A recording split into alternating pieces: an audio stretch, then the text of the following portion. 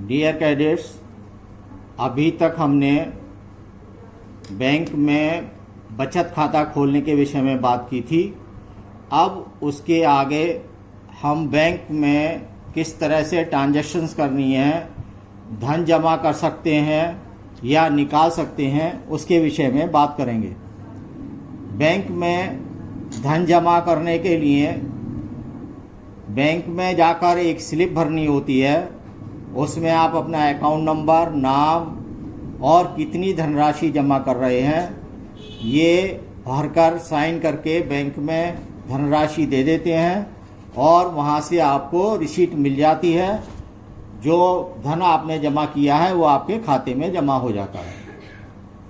इसके अतिरिक्त आपके खाते में कहीं से यदि चेक मिला है आपके नाम का, तो आप स्लिप भर के वो चेक भी जमा कर सकते हैं। उसका पैसा भी आपके खाते में जमा हो जाएगा। तीसरी तरह से आपके खाते में ऑनलाइन ट्रांजैक्शन के द्वारा धनराशि जमा हो सकती है। कोई दूसरा आदमी डायरेक्ट आपके खाते में पैसा जमा कराना चाहता है तो आपका अकाउंट नंबर, नाम, शाखा का नाम, बैंक का नाम और IFSC कोड बैंक का वो लेकर आपके खाते में पैसा जमा कर सकता है।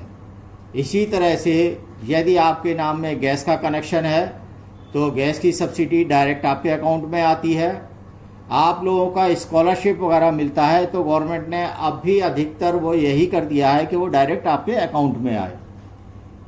इसके बाद जब पैसा आपका जमा हो गया, आपने जमा किया या कहीं से आया, यदि आपको आवश्यकता पड़ती है पैसा निकालने की, धनराशि निकालने की, तो आप किस तरह से निकालेंगे, अब हम उसके विषय में चर्चा करेंगे।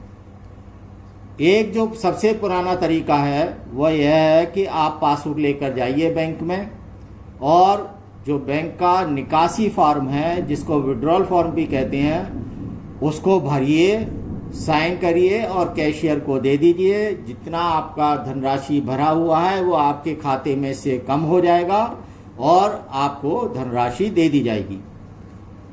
दूसरा इसका तरीका यह है कि यदि आपने अपने खाते में चेक बुक ली हुई है तो आप चेक भरें, चेक पर साइन करके कैशियर को दें बैंक में जाकर और वो आपको उतनी धनराशि दे देंगे।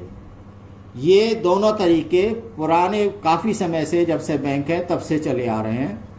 लेकिन वर्तमान समय में जब से डिजिटल बैंकिंग हुआ है, ऑनलाइन बैंकिंग हुआ है, इंटरनेट की सुविधा हुई है, बहुत आसान तरीके शुरू हो गए हैं। उनमें से एक है कि जब भी कोई खाता खुलवाता है तो वो ATM कार्ड ले लेता है।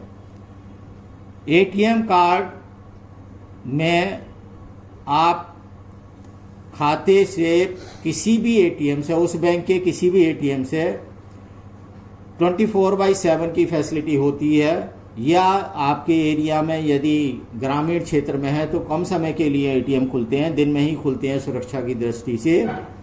या जो ग्राहक मित्र होते हैं उनके पास भी एक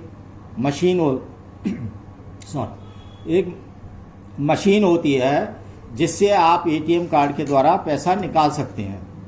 उस ATM कार्ड को ATM मशीन में आप अंदर डालेंगे तो आपका कार्ड रीड करने के बाद मशीन आपसे पिन मांगती है।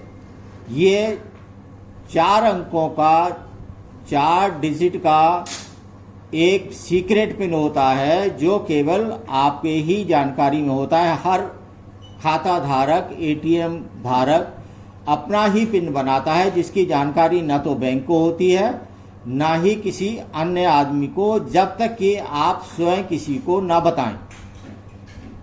तो ये सीक्रेट पिन जब आप डालेंगे तो कंफर्म हो जाएगा कि आप सही आदमी हैं जो ATM का उपयोग कर रहे हैं और जितनी धनराशि आपने निकालना चाहा है उतनी धनराशि उसमें भर दें और ATM आपको उतना कैश दे देगा।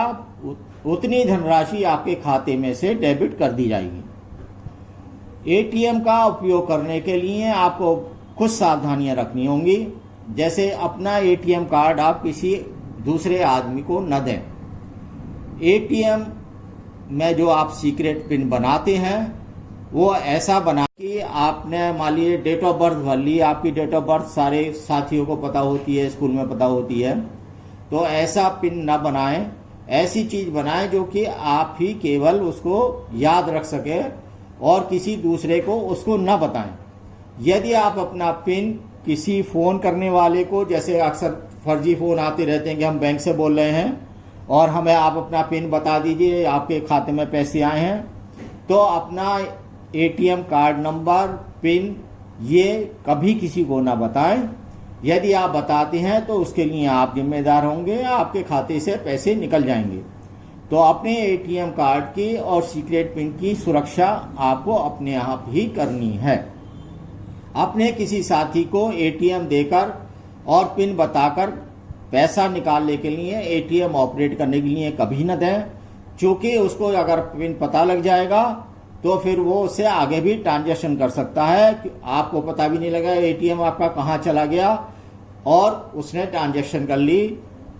और अगर कभी ऐसी स्थिति आ जाती है कि आपका एटीएम कार्ड मिसप्लेस हो गया है या बहुत दिनों से आपके पास नहीं रहा, तो आप अपना पिन बदलते रहें। उसको अपना पिन 2-3 महीने में, 6 महीने में, या जब भी आपको ये डाउट हो कि मेरा पिन शायद किसी ने देख लिया है या किसी को पता लग गया है, तो आप अपना तुरंत पिन नंबर चेंज कर दें। वो एटीएम से ही हो जाता है, उसमें पिन चेंज करने का ऑप्शन आता है। इसके अतिरिक्त जब भी आप ऑनलाइन शॉपिंग करते हैं या किसी मॉल में या रेस्टोरेंट में पेमेंट करते हैं एटीएम कार्ड से, तो वहाँ पर आपका सीवीवी मांगा जाता है। सीवीवी आपके एटीएम कार्ड के पीछे लिखा होता है, ये 3 डिजिट का होता है। उसको आप किसी को भी ना दें, ना बताएं।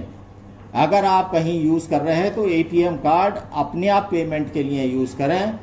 जो वहाँ का कैशियर है उसको एटीएम कार्ड अपना कभी ना दें, और सीवीवी या पिन जो भी आपका मांगा जा रहा है वो आप खुद ही डालें, किसी दूसरे को ना बताएं। यदि आप इन चीज़ों का ध्यान रखेंगे तो आपका एटीएम कार्ड सुरक्षित रहेगा और आपके खाते में जमा पैसे सुरक्षित रहेंगे। इसके अतिरिक्त कभी कभी ऐसा होता है कि धोखे से किसी ने आपका एटीएम ट्रांजैक्शन करते समय पिन देख लिया या आपका कार्ड क्लोन कर लिया एटीएम में जब आपने ट्रांजैक्शन की, तो उसके लिए रिजर्व बैंक के निर्देश हैं कि जैसे ही आपको सूचना मिलती है, मैसेज आता है आपके पास कि आपके एटीएम से पैसा निकाल लिया गया है, आप तुरंत अपने संबंधित बैंक में लिख कर दें कि ये मेरे खाते से ट्रांजैक्शन कर ली गई है, ये मैंने नहीं की है, और उस बैंक के कस्टमर केयर पर आप कंप्लेंट लॉन्च कराएं। अगर आपने 3 दिन के अंदर अंदर ये कर दिया है तो आपको उसका कोई लॉस नहीं होगा, बैंक पैसा वापस देगा। यदि आप जितनी देर करते हैं तो आप स्वयं जिम्मेदार होंगे।